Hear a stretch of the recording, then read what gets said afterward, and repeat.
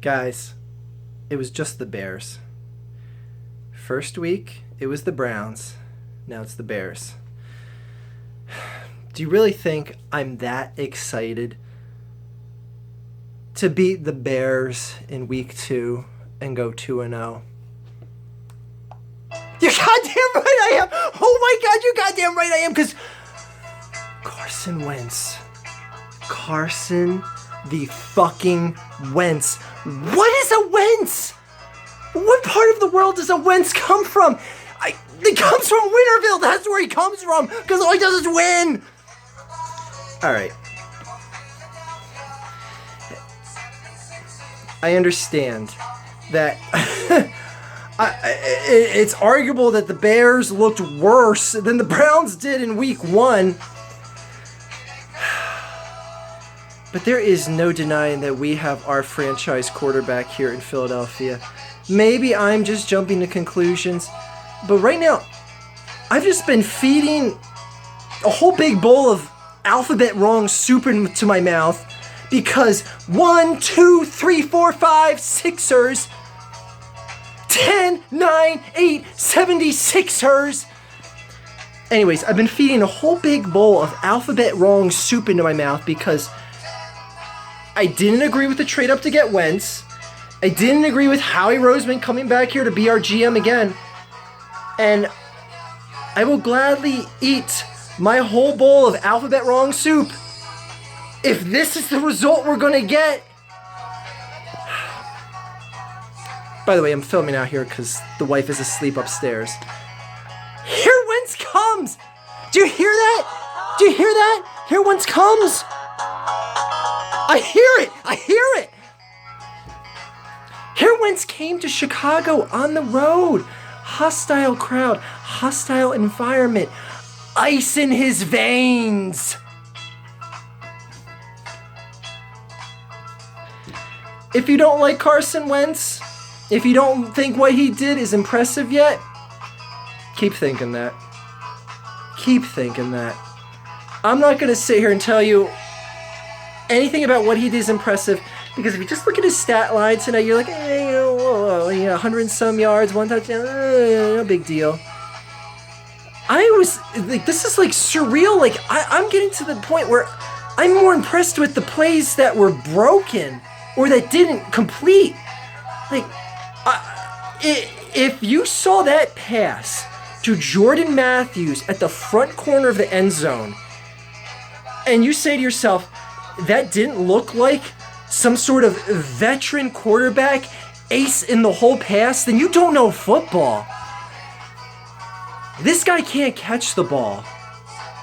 The play calling is there, and Doug Peterson again called an excellent game. Going for it on 4th down on drive number 1. Drive number 1. And Carson, Mr. Ice Cold Blood. Completion. No problem.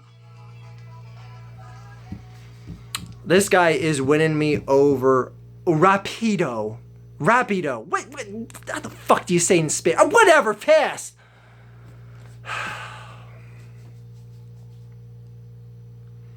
Sky's the limit for this kid.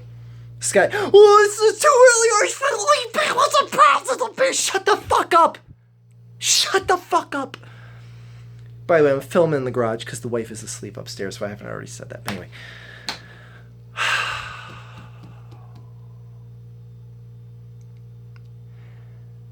All they beat is the Browns and the Bears so far. They beat the people on their schedule so far. Did the Eagles... Could someone tell me, did the Eagles make their schedule? And did they not stomp the shit out of the first 2 teams on their schedule? Beat them both by 2+ touchdown deficits.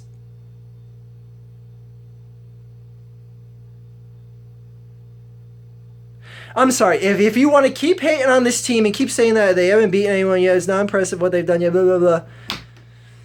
And again, I'm not ready to say that this is a playoff caliber team, but man, when you start off 2-0, you're in a pretty good spot. You're in a pretty good spot. This motherfucker has yet to have a turnover. A guy that played for a double-A college team comes into the NFL, plays not even one half of preseason football, and steps in with such poise and confidence. If you watch him play and you say, he's nothing impressive about him, you don't understand football. This guy is playing with such poise and confidence. He looks like a veteran out there in his second game. He looked like that in his first game. Carson aside, defense did their thing tonight. It did their thing tonight. In fact, the only thing to be negative on is Jason Kelce and dumb fuck offensive penalties that kept Carson back and dropped passes by, oh my God. Oh my God. That pass to Jordan Matthews in the front corner of the end zone was an absolute ace in the hole. Carson can't catch these balls. Carson did anything and everything that was expected of him, knowing that his receiver beat coverage, and dropped an absolute cherry out of the sky into Jordan Matthews, Mr. I can't fucking catch a ball in it, man. Okay, he sometimes he came through last week. I'm not gonna hate on you that much, Jordan. But man,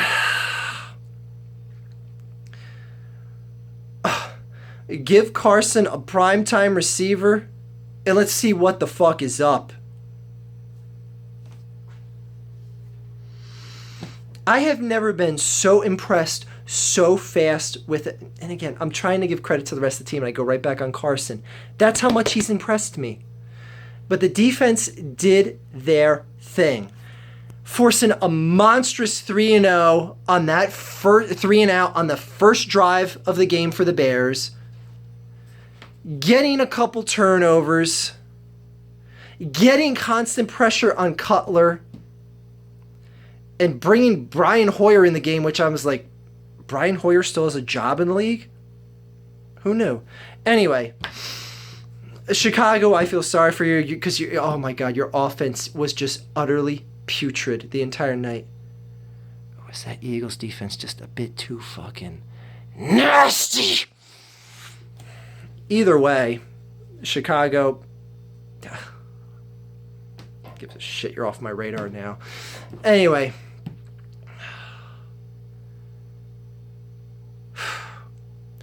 I've never fallen for a quarterback so fast, guys. I'm in love. Total homo. And I'm in love with this game as well. Anyway, the defense did their thing. Pity points at garbage time with special teams letting up that touchdown. If there's one thing I can criticize Carson for, just to show you that it's not an all-out homo love affair that I have with this guy. When you're running out of bounds, and you're keen to run out of bounds, don't try and do a little spin move for a little extra yardage, because motherfucker, you got plastered by a linebacker that was running full speed towards the end zone, towards the sideline. And Carson got knocked on his ass, flat and pancaked on the sideline because he's trying to get fancy and do like a little spin move. Like, I understand if it's like 4th and 5, it's like, the final drive of the game with 30 seconds left, and you want to try and get an extra yards, but it's like, what are you trying to get fancy for? Rookie mistake, rookie error, let it pass, learn from it. Because you're lucky you didn't whiplash and knock your head to the ground and get a concussion on that play, in all honesty. Jordan Matthews, and I thought it was, Jordan Matthews dropped passes anyway, blah, blah, blah. But I thought it was a little weird that we went with Darren Sproles as the primary rusher. He got the most touches in the backfield, which I thought was a little odd. Barner only got the ball twice out of the backfield. I'm just like, what are we doing with there? But then again, the game was like so secure that you didn't have to worry about establishing the running game so much. Anyways, the game plan, I mean, who am I to criticize the game plan? You win by 15 points. Good on you, Doug Peterson. And Doug Peterson, again, a coach that I wanted nothing of in this town, impressing the shit out of me. Going for it on 4th down on your first drive and having Mr. Ice in the Veins complete a pass like it's nothing. Like it's just a routine little pass and just playing a backyard game of football. Boom, done. First down. Multiple 4th down conversions for Mr. Ice in the Veins.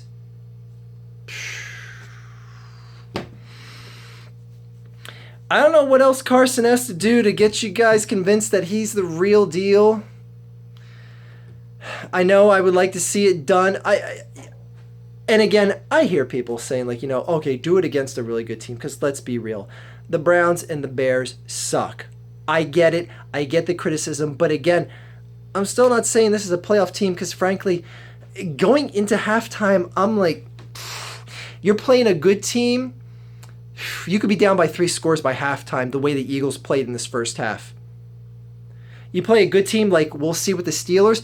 I will not be surprised if the Steelers are going into halftime with a 20-point lead, because that's what could have happened. Dumbass knucklehead like multi-penalties from someone like Jason Kelsey on the same drive. Shit like that will bury you against a good team. But it didn't tonight. We'll see where we go next week. We'll see where we go. Anyways, if you don't want to like Carson Wentz and you're still not impressed, you're just a Philadelphia hater at this point. You're searching for a reason to hate Philadelphia, because you're going to hate Philadelphia no matter what. And we understand that here in Philadelphia. So go ahead, keep drinking that haterade, because we're going to keep drinking the Wentz aid. That was a terrible, terrible line. Terrible. Awful. Like Chicago Bears awful. Did I save it there, guys? Did I? No? Okay. I tried. I'm loving it. I'm loving it. I went in this season with such minimal expectations. My expectations have been far surpassed. Have a good day, everyone. I'm going to put out my Halloween decorations soon, because it's almost October. Have a good day, everyone. Again, that is all.